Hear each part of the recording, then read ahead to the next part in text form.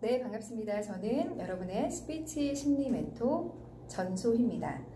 네, 오늘은 여러분에게 면접을 볼 때 장점과 단점을 어떻게 얘기해야 되는지 말씀을 드리겠습니다. 우선 제일 중요한 부분이 면접관의 의도를 파악하는 거겠죠. 그래서 면접관이 장점과 단점을 물어보는 이유가 뭘까요? 그걸 먼저 한번 생각해 보면 어떻게 답변해야 되는지도 더 잘 알 수 있을 겁니다. 면접관이 장점과 단점을 물어보는 이유는 제가 그걸 많은 수험생들 혹은 취업 준비생들에게 물어보면 항상 이런 얘기를 합니다. 그냥 장단점이 뭔지 알고 싶어서요 라든지 아니면 이 업무와 관련해서 나의 장점이 어떻게 발현이 될 것인지 이런 걸 알고 싶어서 물어본다 라고 얘기를 합니다. 그 부분도 틀린 건 아닙니다. 하지만 바로 너 자신에 대해서 알고 있는지 그 부분을 알고 싶어서입니다. 자, 내가 장점과 단점을 정확하게 나의 장점과 단점을 알고 있다면 다른 것들도 당연히 잘 알고 있을 거다라는 전제가 깔리게 됩니다. 장점, 본인의 장단점을 알고 있지 못한 사람이 내가 어떤 일을 잘하는지, 내가 어떤 걸 잘 해낼 수 있는지 그 다음 걸 알 수 있을까요? 네, 알지 못합니다. 가장 기본이 되는 스스로의 장점과 단점을 잘 알고 있는 사람만이 본인이 하는 업무 혹은 본인이 가고 싶은 학교, 앞으로 하고 싶은 일에 대해서 잘 맞는구나 라는 걸 스스로 알고 있다라고 생각을 하기 때문이죠. 일단 면접관 앞에서 면접에 임했을 때 장점과 단점에 대해서 알고 있나요? 라고 물어보면 네, 알고 있습니다 라고만 답해야 합니다. 대부분의 사람은 제 장점은 땡땡땡이고 땡땡땡이 단점입니다 라고 얘기를 하게 되거든요. 근데 그렇게 하면 굉장히 조급하다라는 느낌을 주게 됩니다. 그래서 면접관이 장점과 단점에 대해서 알고 있나요? 라고 질문하면 네, 알고 있습니다 까지만 답하면 됩니다. 그 이후에 한번 얘기해 보세요 라고 얘기했을 때 답을 해주면 되고요. 아니면 본인의 장점과 단점에 대해서 얘기해 보세요 라고 아예 처음부터 얘기를 하면 그때는 당연히 네, 제 장점은 땡땡땡입니다 혹은 제 단점은 땡땡땡입니다 라고 얘기해 주면 됩니다. 자, 그렇다면 장점은 어떻게 얘기를 해야 될까요? 네, 장점은 어떤 걸 얘기하면 좋을까요? 네, 본인의 장점은 스스로가 알고 있습니다. 그리고 그 장점, 예를 들면 경청일 수도 있고요, 배려심일 수도 있고요, 혹은 책임감, 혹은 긍정적인 마음가짐, 다양한 것들이 장점이 될 수 있겠죠. 그 부분을 얘기하고 나서 그 다음에 가장 중요한 부분은 그 부분 플러스 왜 내가 이거 나의 장점이라고 생각하는지 그 부분에 대해서 근거를 넣어줘야 됩니다. 예를 들어서 제 장점은 경청이라고 생각합니다. 그래서인지 주변 친구들이나 많은 사람들이 고민이 있을 때마다 저에게 와서 이야기를 하곤 합니다 라고 근거를 얘기해 주는 거죠. 그 근거를 말하지 못한다면 좋은 것만 그냥 갖다 붙이는 거예요. 장점, 좋은 것만 아무거나 넣어서 얘기해도 된다라고 생각하면 안 되겠죠. 그래서 근거를 꼭 넣어서 얘기한다. 그 부분이 중요한 부분입니다. 그리고 그 다음에 터치하듯이 하나 더 넣어주는 부분이 있습니다. 그게 저희 이런 부분은 만약에 학교에 들어가는 거면 저희 이런 부분은 이 학교에 들어와서도 도움이 될 거라고 생각합니다. 혹은 취업을 하는 거면 저희 이런 부분은 이 직장에 들어와서 업무를 하는데 도움이 될 거라고 생각합니다 라고 가볍게 터치하듯이 얘기해주면 됩니다. 그래서 아까 얘기했던 경청으로 만약에 간다라고 하면 네, 제 장점은 경청을 잘한다는 것입니다. 그래서인지 주변 사람들이 고민이 있거나 힘든 일이 있을 때 저에게 와서 얘기를 하곤 합니다. 저희 이런 부분은 학교에 진학해서도 도움이 될 거라고 생각합니다 라고 얘기해줍니다.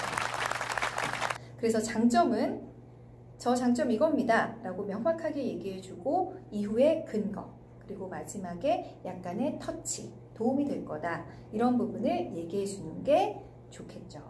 자, 그러면 두 번째 단점은 어떤 걸 얘기를 해야 될까요? 흔히들 단점 얘기해주세요 라고 얘기를 하면 고민을 많이 합니다. 단점을 얘기하지 말아야 되는 거 아니야? 라고 생각하기도 하고, 혹은 어떤 단점 얘기해야 될까 고민을 하기도 합니다.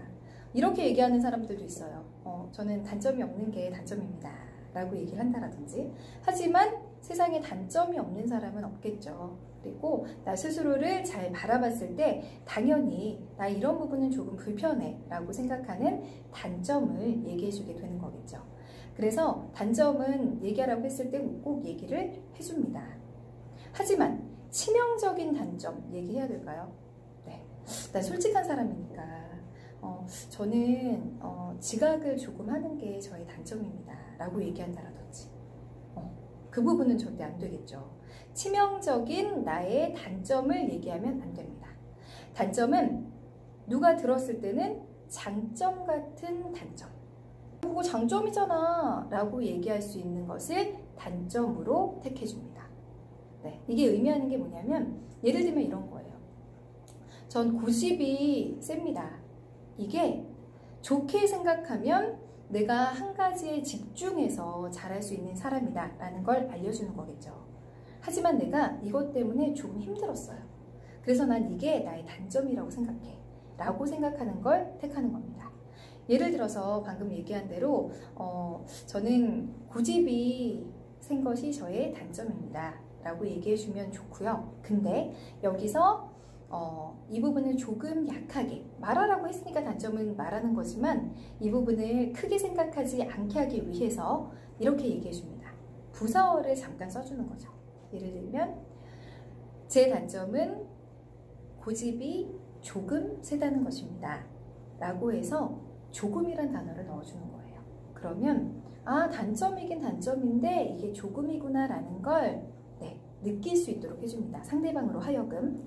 그래서 조금이란 단어를 써준다는 거, 그리고 장점 같은 단점을 해준다는 거. 네.